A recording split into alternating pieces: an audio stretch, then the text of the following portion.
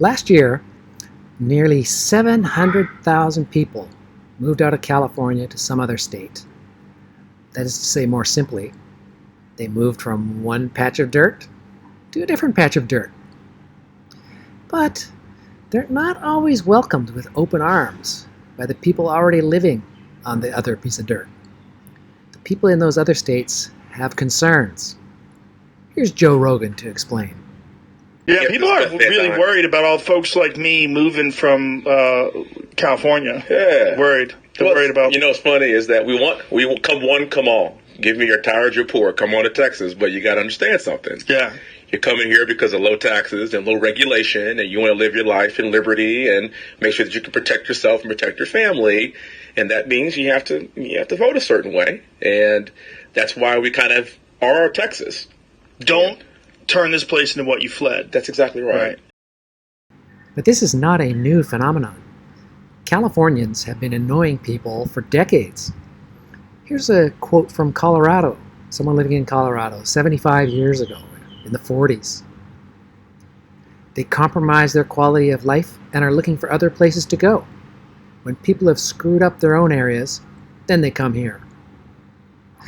And this same sort of reaction carries on to the present day in Arizona, Montana, Nevada, Texas, and anywhere Californians go. Because different people from different states are all annoyed at Californians. Now here's a question. Are these complainers anti-immigrant? Are they racist? Xenophobic? Do they just hate poor people? Well, no, of course not. Because Californians, at least as far as the USA is concerned, are not immigrants. Nor is Californian a race. And the Californians who do move to other states are predominantly white and middle to upper class. And yet, this anti-California sentiment is almost identical to the supposedly racist sentiments ascribed to those who oppose immigration from other countries. Why is that? Now consider whether someone who grew up in Beverly Hills as the child of a Hollywood actor and then moved to Montana, would they immediately forget the life lessons learned of the Hollywood Hills and magically transform into a gun-toting cattle rancher who attends church on Sunday? I doubt it. Would it even be possible? Even if they did adopt the values of their new piece of dirt, would that change take place immediately and just because they'd crossed a state line? When you put it that way, it sounds ridiculous. And yet, when discussing immigration by cultures vastly more different than those between, say, California and Montana, many people pretend that this proposition is not ridiculous, that it is not only valid, enlightened, it's even inevitable. Some call it magic dirt theory. The idea that beliefs, behaviors, and values somehow appear in a particular geographical place, from the dirt, or from the air, or the water, or who knows, rather than from the people who inhabit that place. Oh, you might laugh and say, no one believes in magic dirt. But consider the terms poverty-stricken country, dangerous neighborhood, or even bad schools. Was the poor country struck by a bolt of poverty lightning? Do neighborhoods become dangerous because of the asphalt used to pave the streets? Is a bad school bad because of the bricks that it's made out of? Of course not. Well, that all sounds very silly. And yet, there are many, many people who espouse such silliness with different words, obviously, like it's a profound blatantly obvious and true statement. For example, find the spots where the people have an unfair shot, and you fix that. You fix those spots, whether it's the south side of Chicago, whether it's Baltimore. You find these disenfranchised areas, and you fix them. Fix them how, Joe? Magic bricks? Build a new community center out of magic bricks? With magic computers? With magic pay raises? Or what? What exactly are you talking about? And I'm a moron. I'm not the guy to fix it. I don't understand how it could be done. Correct. Magic dirt theory is the idea that what makes a neighborhood poor or dangerous could be something other than the people who live there. It is the assumption that violence, stupidity, or suboptimal life choices happen to well up from the ground in one place, but not another. The same idea applies to countries, as if some mysterious and unknowable curse causes some nation-states to fail, year after year, generation after generation, like a mystery that wells up from the ground. And it's also the idea that people immigrating to another piece of dirt, let's say the United States of America, will magically absorb the historical values of the United States of America, simply by the act of setting foot on magic soil. You know, few people consciously believe in magic dirt theory. I mean, after all, this is the first time you've probably heard of it. But many speak and vote as if they do. And unfortunately, neither history nor the current state of the world supports the effectiveness of magic dirt. You know, if a Mongolian graduate student gave birth to a child on American dirt and then returned home to raise the child in Mongolia, would that child be American in any meaningful sense of the word? Now, is a former Somali militia fighter who arrives as an asylum seeker at age 45 just as much of an American as another person who was born and raised in Nebraska for that same 45 years? Of course not. The answers to these questions are laughably obvious when stated plainly. And that is why they are so seldom stated plainly.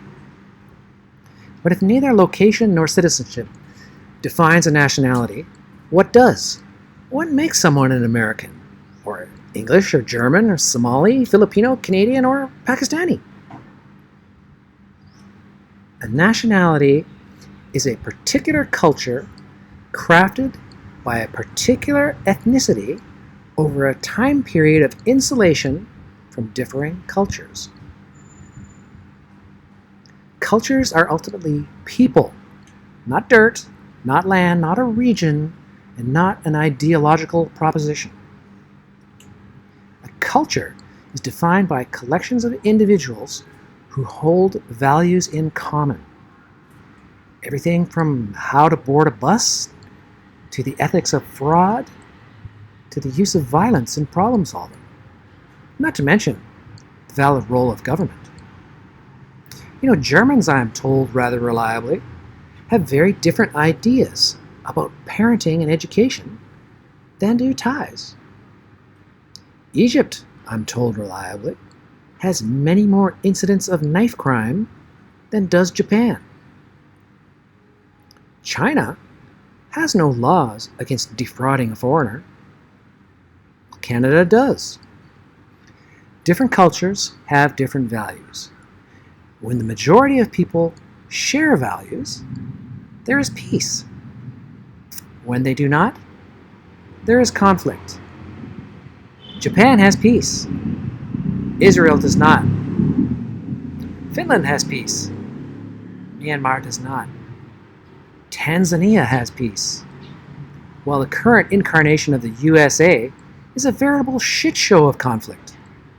It turns out, diversity is not a strength. Now, while many on both left and right will be quick to celebrate cultural differences in food, fashion, music, and so on. But bring up values, and denial is no longer a river in Egypt. Compare Western culture in a negative way to almost any non-Western culture, and leftists will enthusiastically agree. But do the reverse. Call out positive traits of Western culture versus any other, and leftists will leap furiously to the attack. Conflict. But the United States is far from being the first country to grapple with the challenge of integrating people of diverse cultures. For example, the country that gave rise to the United States, the dirt we call England, was not always English. It did not become English by some magical, effort-free process, by accident or without opposition. When the Romans withdrew their troops from the British Isles 1,500 years ago, there were no English people, and there was no English language. It did not yet exist. The Romans left behind an assortment of Romanized Celts, and also a power vacuum, into which rushed mass immigration from continental tribes like the Angles, Saxons, Jutes, Danes, and Vikings. There was no magic dirt to save the Romano-British culture. It was irretrievably altered by the massive new arrivals and was gradually assimilated out of existence, along with most of the Celtic British themselves, when these new arrivals gained the upper hand.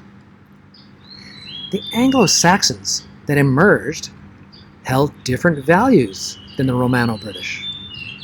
As they swept away Roman hierarchies, a culture of stubborn independence developed, with limits on the power of rulers found almost nowhere else. It was that spirit of liberty that would later fuel the American Revolution. Even when the Norman Conquest came in 1066, that was not a case of mass immigration. That was simply a change of rulers, a change in management, not of peoples. And these new rulers ultimately assimilated into the English culture, rather than the reverse, although they did bring a lot of French words with them.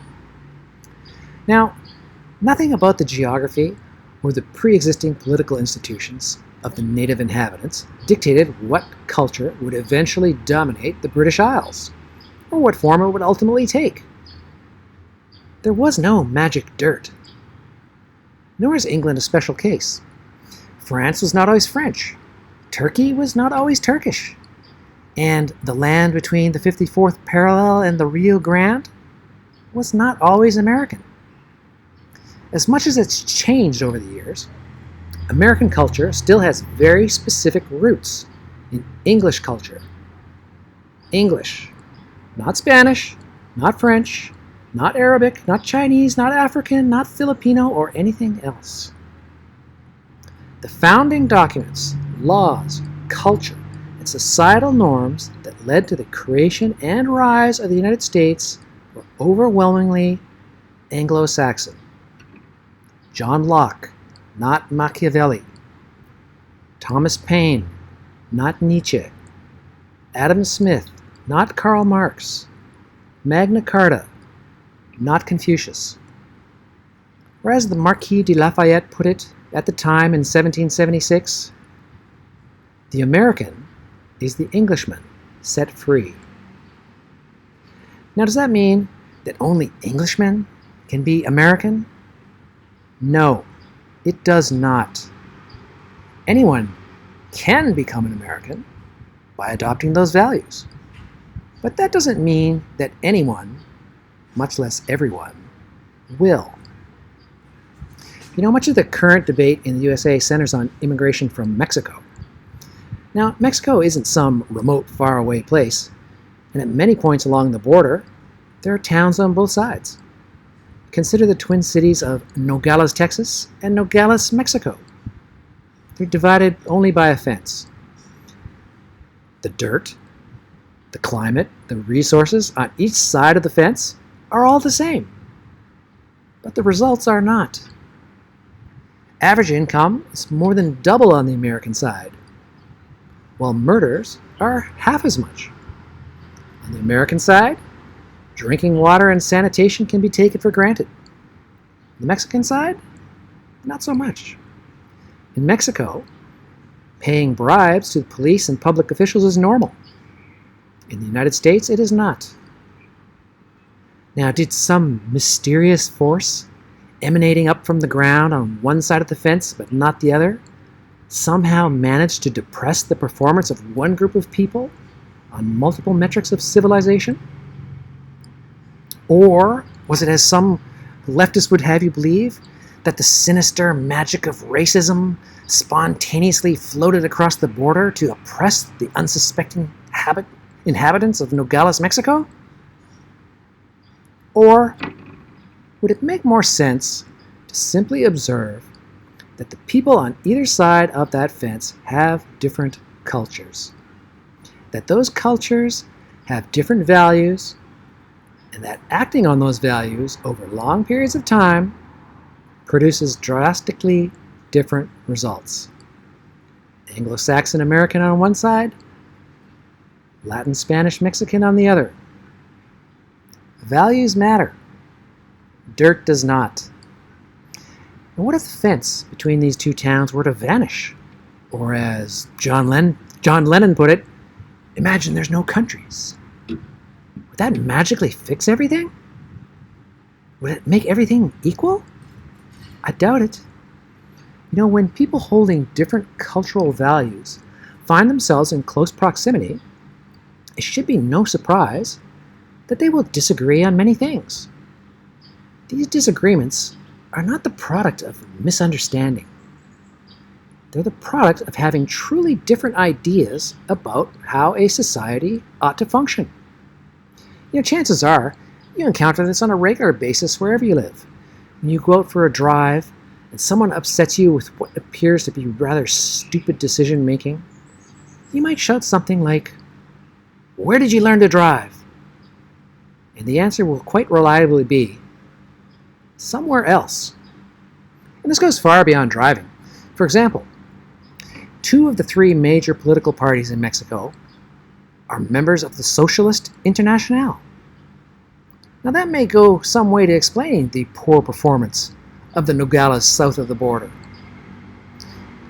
And if conflict is generated by the small societal differences between Californians and Arizonans, wouldn't it be supremely naive to think that everything will go smoothly when vast and ever-growing numbers of people from vastly different cultures than California immigrate into the United States as a whole? Now, to reiterate, can anyone adopt American values? Yes, they can. Sometimes they do, and that's great. They have the right values in the right place is a recipe for success, prosperity, and happiness. But if people arrive in large numbers, they overwhelmingly bring their values with them because they have a community in which to maintain those values. And then they vote those values, much to the chagrin of the original inhabitants of that dirt. Now, after all, how is it that a Somali Muslim, Ilhan Omar, got voted into office in Minnesota, an area that was settled and inhabited by Anglos, Swedes, and Germans for hundreds of years? Was this a spontaneous celebration of diversity? Or was it the importation of a large voting bloc of Somali immigrants who voted as a bloc? Now, you know, what is happening in America and elsewhere today is somewhat akin to the Norman invasion of England. A new management is being installed, and the previous inhabitants are being bullied into acceptance, and given enough time, irrelevance. The history of mass immigration in multicultural states is anything but encouraging. And for those who tout the United States as an example of success, please take a moment. Observe the chaos in the streets Observe the shouting on TV. Observe the organizers and cheerleaders of this chaos, and observe whose destruction is being called for. Who is being cast in the role of the villain? And yet, there remains many people who insist, oh, it'll all work out in the end. Oh, it'll work out all right. But for whom? How did it work out for the Romano-British, the Australian Aborigines, the Palestinians, the Kurds, the Khazars, the Uyghurs, or anyone, anywhere, ever? You know, these calls to celebrate diversity are really just a trick, a word game, designed to coerce you into celebrating your own destruction. If you import people, you import their culture. On a small scale, they may assimilate, or at least adapt to working around the dominant cultural norms. Import them on a large scale, and they will not. They will retain their own culture. And if there are enough of them, as with the Angles and Saxons to England, then your culture is the one that will be assimilated. And if that happens, well, you will find yourself at the mercy of whatever the newcomers decide to do with you. Just ask the American Indians how well that worked out for them. Magic dirt didn't save them, and it won't save you. So while some might continue to celebrate diversity, rest assured, diversity is not celebrating you. Well, I want to give full credit to Vox Day and John Red Eagle, who developed this concept of magic dirt theory, and they were the source for the vast majority of the content in this video. So what do you think? Do you believe in magic dirt? And let me know in the comments. And if you find this sort of thing interesting, please give me a like or a share, or even better, subscribe to my channel on Rumble, the YouTube alternative, and let's stick it to big tech. Peace out.